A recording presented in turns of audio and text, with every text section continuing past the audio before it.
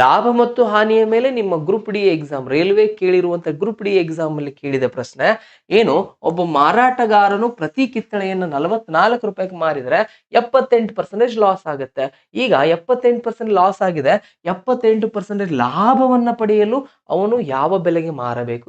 ಇಲ್ಲ ಸರ್, ಈಗ 78% ನಷ್ಟವನ್ನ ಅನುಭವಿಸ್ತಾನಂದ್ರ 100 ರೂಪಾಯಿ ಇದ್ದಿದ್ದು 22 ರೂಪಾಯಿಗೆ ಮಾರಿರ್ತಾನೆ, ಅವಾಗಲೇ 78% ನಷ್ಟ ಆಗಿರುತ್ತಾ? ನನ್ನ ಪ್ರಕಾರ ಮಾರಿದ ಬೆಲೆ 22 ರೂಪಾಯಿ, ಅವನ ಪ್ರಕಾರ ಮಾರಿದ ಬೆಲೆ 44. ಹಾಗಿದ್ರೆ ಈಗ ನಾನೇನ್ ಮಾಡ್ಬೇಕು? 100 ರೂಪಾಯಿ ಇರುವಂತ ವಸ್ತುವನ್ನ 78% ಲಾಭಕ್ಕೆ ಮಾರ್ತೀನಿ ಅಂದ್ರೆ 178ಕ್ಕೆ ಮಾರ್ತೀನಿ. ಹಾಗೆ ನನ್ನ ಪ್ರಕಾರ 178 ಅಂದ್ರೆ ಅವರ ಪ್ರಕಾರ ಎಷ್ಟು?